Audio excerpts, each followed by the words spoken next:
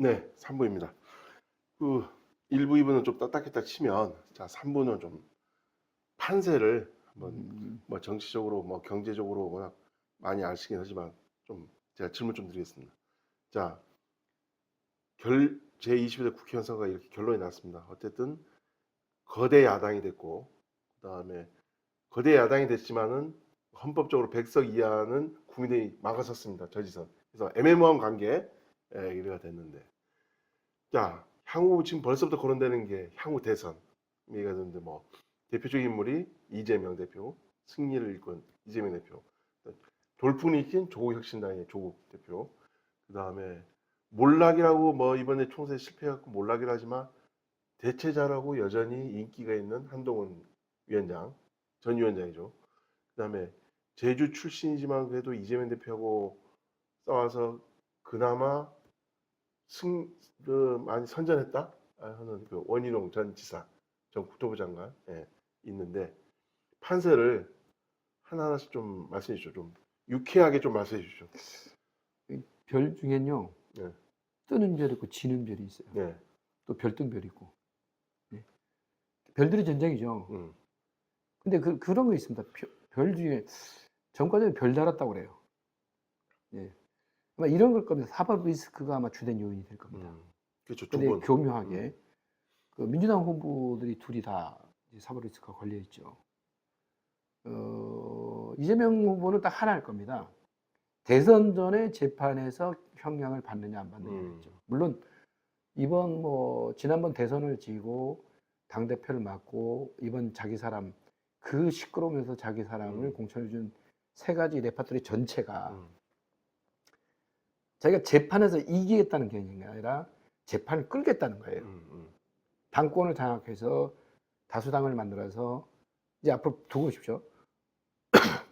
이제 판사과장 탄핵할 겁니다. 진짜요? 탄핵을 하면요, 탄핵이 이게 결정이 안 돼도 업무 정지시킬 수 있거든요. 그럼 재판 지연됩니다. 이게 전략적인 겁니다. 그다음 두 번째는요, 조국도 이제 그 부분은 공통의 목적이기 때문에 협조하겠죠. 전략적 협조겠죠. 아무튼 조국과 이재명은 전략적 협조고요. 합쳐질 수는 없어요. 그렇다고 보더라고요. 네, 근데 지금 엊그제 얘기했지만 원내 구성하기 위해서 20명이 원내 구성이 돼야 하기 때문에 8명 좀 꿔주라 이런 논리에 접근해. 이재명은 탐탁지 않게 생각하죠. 아마 조국이 세력이 충성 맹세를 한다면 얘기는 달라질 겁니다. 자기 하수인처럼 들어온다면 다르겠지만 그렇진 않을 거예요. 조국도 자기 성격이 있거든요. 어쨌든 지도 법무부 장관 이제 했으니까. 두 번째 이제 국민의힘으로 좀 가보죠. 국민의힘으로 이제 원희룡이나 한동훈이나 또 다른 있을 수 있겠죠. 국민의힘이 이럴 겁니다. 아마 이 전쟁을 하다 보면요, 싸움은 옆에 뭐가 있어요. 옆에 보이지 않는. 보이지 않는 손. 보이지 않는. 그러니까 결국은 뭐냐면 윤석열 정부가 이재명 국회 장악, 윤석열 행정부 집행권자가 움직이게 되면 여기 싸우다가 어떤 문제가 있냐면 여기에 피해자가 생길 겁니다. 저는 한동훈 위원장이 그 피해자가 될 공산이 커요. 무슨 말이냐면 윤석열 대통령이 되겠다는 생각을 하는 사람이 아니었죠. 문재인 대통령이 그렇습니다. 그럼 윤석열 대통령 시켜봤더니 야, 정치를 모르는 검찰 중시 평생 검찰만 하니 미숙하더라. 두 번째, 한동훈 위원장도 참 바르게 룰을 정하고 하는 것 같은데 결론은 안 좋더라. 자, 그러면 검찰 출신은 안 된다는 결론이 나와버려요. 그러면 그런 쪽에서는 원희룡 전 장관이 유리하겠죠. 하지만 저는 두 분 이외에 새로운 복병이 생길 것 같아요. 새로운 복병이. 저는 오히려 사이다 발언한 홍준표 대구시장 같은 경우가 좀 뜨는 급부상하지 않을까 생각됩니다. 왜냐하면 이제 한간에 지금 윤석열 대통령 비서실장은 원희룡 장관 내정설이 있고 하지만 그 안에 들어가서 세력을 발휘하는 게 윤석열 대통령 상당한 인기를 구가한다면 오히려 같이 동반 상승할 겁니다. 그럴 확률이 없어요. 왜? 다수당이 민주당이 돼버렸으니까. 그럼 오히려 윤석열 측근이 그 자리는 득세하겠지만 향후에 대권 행보에는 악영향이 올 것이다. 그러면 변방에 있지만 계속 쏟아붓는 그런 얘기를 하잖아요. 그리고 쓴소리. 그분의 사이다 발언이 일반 중도 세력을 많이 끌고 있어요. 그렇다면 지금 윤석열 정부와 한동훈 비대위원장의 역할은 검찰 출신인데 반듯하게 하겠다는 이 기조는 같아요. 그럼 아마 이 시스템이 조금 정리화될 겁니다. 그럼 당의 공천 과정에 경선 과정이 아마 좀 더 투명하게 져서 실제 국민들이 원하는 대통령을 뽑을 거예요. 그런 측면에서는 오히려 새로운 복병마가 더 잘 될 것 같다. 유승민은 어떻습니까? 유승민도 되게 괜찮죠. 다만 세력이 없다. 유승민은 세력이 없는 것보단 이렇게 볼 수 있어요. 너무 부드럽다. 색깔이 없다. 색깔이 없다. 약간 중도 색깔 같은 색깔이 나서 정치는 내가 무엇이다. 난 어떤 사람이다는 색깔이 있어야 돼요. 예를 들어 홍준표 대표는 사이다 발언, 그렇죠?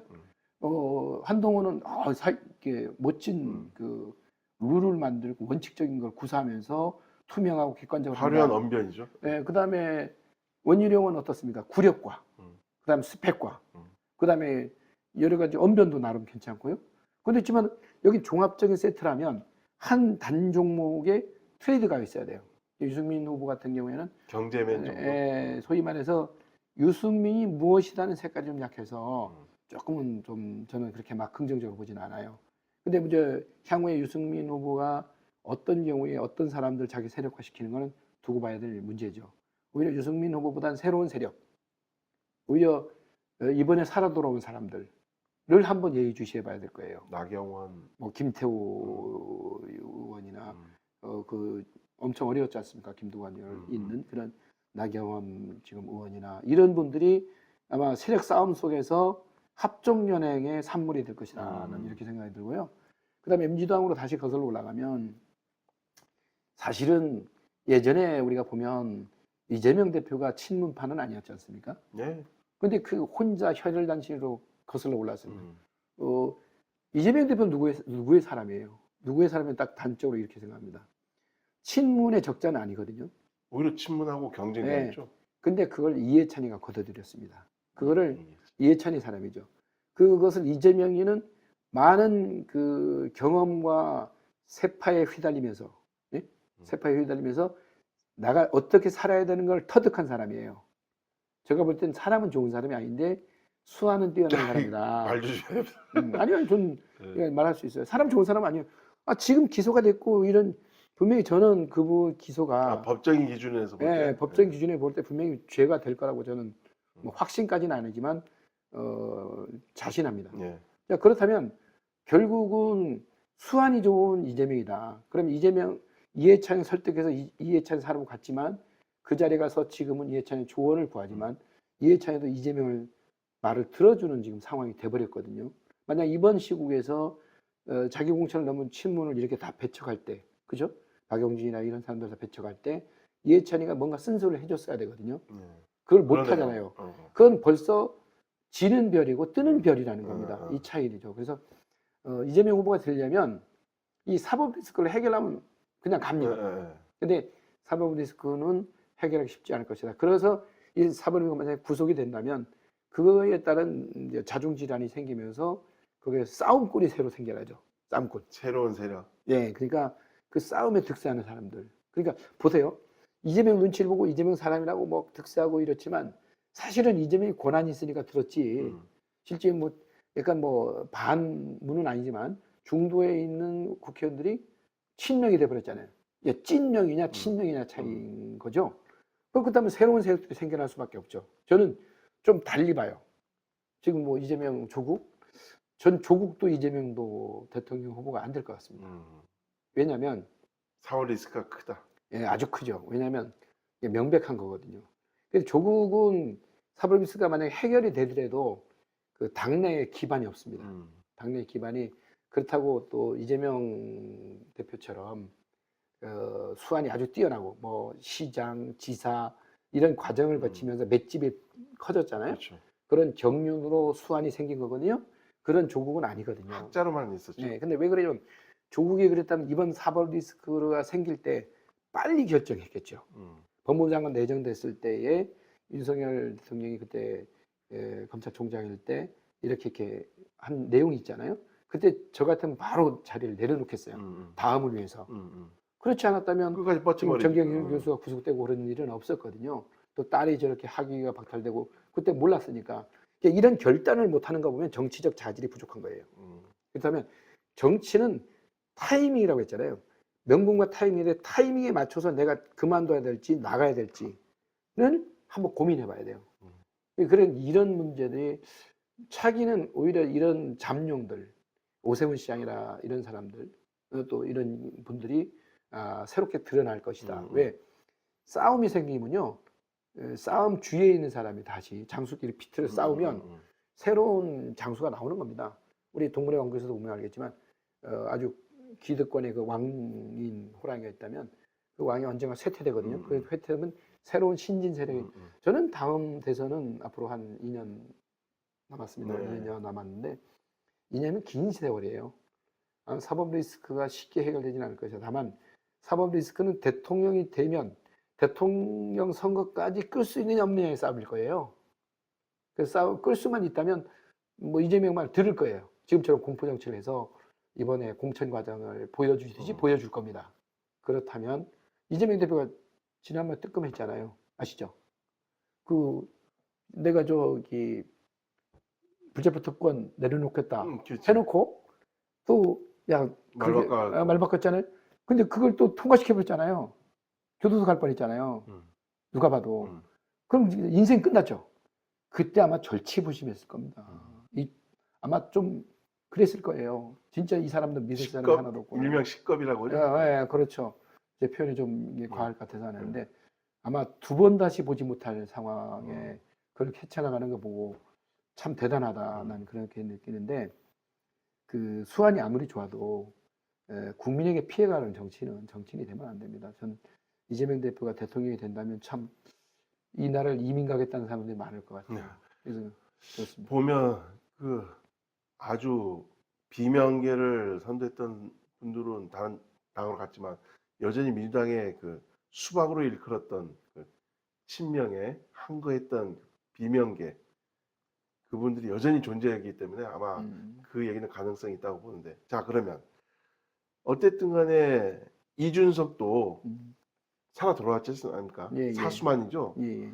이준석의 역할은 어떨까요? 아무래도 국민의힘하고 합당 칠까요? 정치력이 이제 좌우하겠죠. 네, 근데 윤석열 대통령이 이준석을 끌어안기는 쉽지 않을 겁니다. 쉽지 않을 겁니다. 그럼 이준석이 고개 숙이고 가야 되는데 그럼 그런 명분이 뭐가 있겠어요? 제가 볼 때 별로 없어요. 네, 없습니다.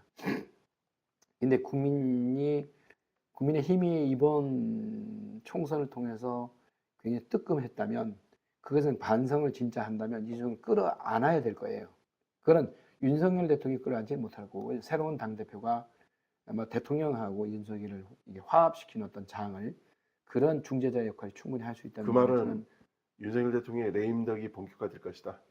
레임덕 당연히 되죠. 네. 당연히 되고 그 레임덕을 막기 위해서 우리 박근혜 대통령이 당내의 의원들이 반대해서 탄핵에 동의해버리니까 탄핵이 된 거잖아요.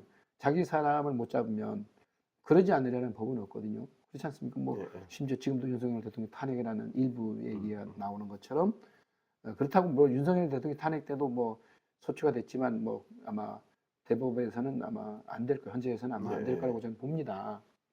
뭐 그렇진 않지만 어쨌든 레임덕은 나올 거다. 그럼 이준석의 필요성에 대한 얘기를 아마 하게 될 겁니다. 한석이 필요하니까요. 그러면 누가 해야 되냐? 그건 대통령이 아니에요. 그렇죠. 당 대표가 대통령하고 아마 이 싸움은 말리라고 이 둘의 싸움을 다리 역할을 중재할 수 있는 그런 리더십이 있는 당 대표가 된다면 화합될 것이고 그런 분이 없다면 스스로가 화합하려고 하는 힘은 없을 겁니다. 그런 역할을 보면 딱 뚜렷이 생각나는 분이 오세훈 서울시장이네요. 그렇죠. 약간 그런 면이 없잖아 있겠죠. 그분이 좀 부드러우면서도 예, 근데 뭐 제가 볼 때는 그 홍준표 이분하고 이준석 그 현재 국회의원 당선자 같은 경우는 사이가 껄끄럽지 않느냐. 아니 비판의 얘기를 서로 하잖아요. 네. 그거는 환경적 요소 때문에 비판하는 겁니다. 정치는 내일 모르잖아요.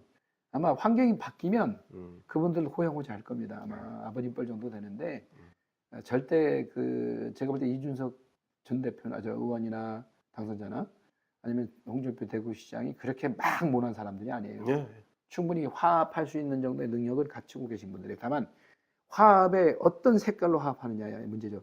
소신이 강한 분들이기 때문에 음, 그 둘을 화합할 수 있는 명분이 분명한 명분이 있다면 음. 언제든지 가능한 분들이라고 생각합니다. 예.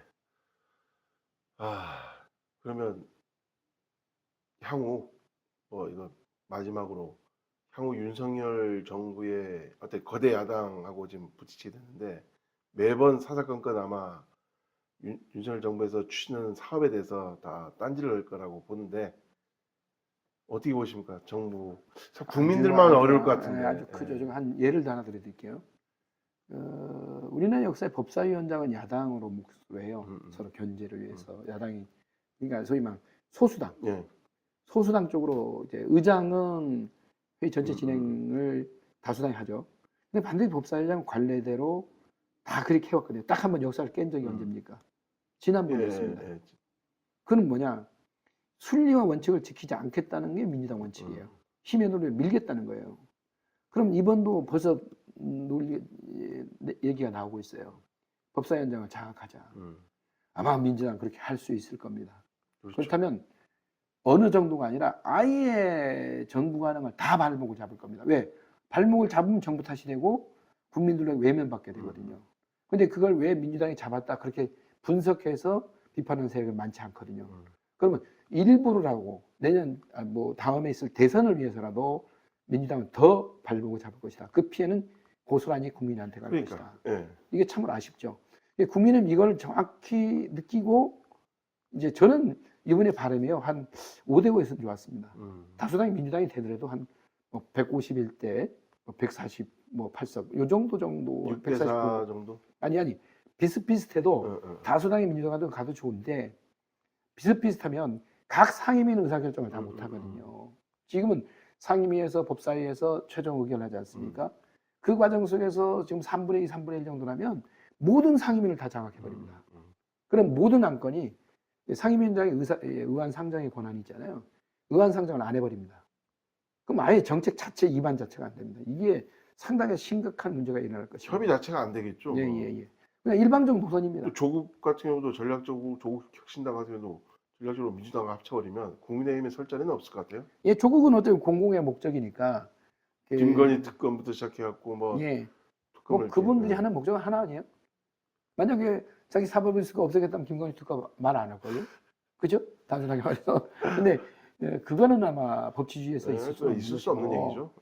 근데 그분들의 목적이 그거기 때문에 그분들도 강하게 끝까지 가지 않으면 안 될 상황일 겁니다. 좋은 건 아니지만 그렇게밖에 할 수 없는 거 아닌가? 최후의 보루거든요. 특히 이재명 대표인 경우는 만약에 저 형량은 저게 죄가 인정되면 10년 이상 되거든요. 대장동 사건 같은 경우에. 그럼 10년 구속된다? 그건 제가 볼 때 우리 최순실이 보십시오. 지금도 못 나오고 있지 않습니까? 이런 것처럼 대통령도 아니고 대통령 후보라면 사면 받는 데도 상당히 힘들 겁니다. 대통령임은 모르겠지만 그럼 이재명이는 사실은 대통령을 가는 것보다 더 중요한 게 자기 목숨이 위태로워요. 그렇다면 자기 목숨을 걸고 전쟁을 아마 할 겁니다. 그러면 더 치열하게. 그래서 이번 공천 과정에 자기 사람을 그러니까 180석이 아닌 151석만 되면 더 좋다. 30석 던져버리겠다. 그 대신 이 151석이 나 얘기만 들어주면 진행할 수 있다. 이 논리거든요.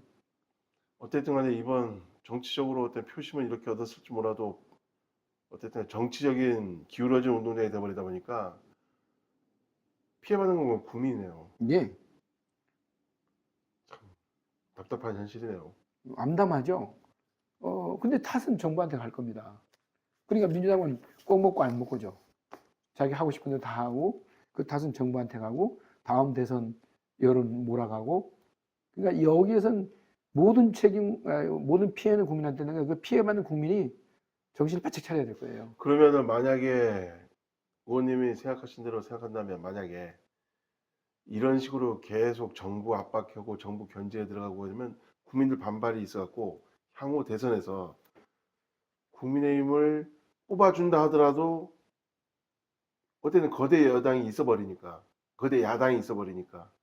많이 힘들겠네요. 또 되더라도. 그렇게 길게 가면 다음에 대통령 가면 대통령 초기에는 힘이 있지 않습니까?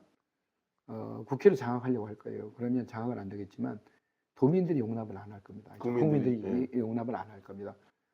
쭉 봤거든요. 지금은 약간 프레임 전쟁으로 아 정권 심판이냐 뭐 못했다. 그게 국민은 바보가 아닙니다. 국민들이 쭉 지켜보고 있으면 아 그랬더니 이러더라. 이놈들이 보니까 비판 아닌 비판, 응? 책임 없는 비판만 하는구나. 그러면 과연 민주당을 돕겠습니까? 그렇지 않습니다. 여론조사가 막 차이 나버리면 민주당도 겁이 나겠죠. 아 그러면 국민의 심판은 준엄합니다. 국민을 무서워하지 않는 정치인은 수명이 짧습니다. 모든 기준이 국민입니다. 예, 알겠습니다. 아유, 정치 얘기 나오면 벌써 뭐 시간이 엄청 많이 지났네요. 다음은 정말 이제 경제 쪽으로 가고 뭐 저출산 뭐 그것부터 시작했고 워낙 박학다식 것이니까 여러 가지로 좀 준비해갖고 우리 이 의원님 그 생각하시는 거뭐 여러 가지 뭐 정책이라든지 사회 정책, 사회 뭐 정치는 둘째치고 사회 경제 이쪽을 다뤄보는 다음 3화에서는 이런 식의 프로그램을 이용하도록 하겠습니다. 고맙습니다.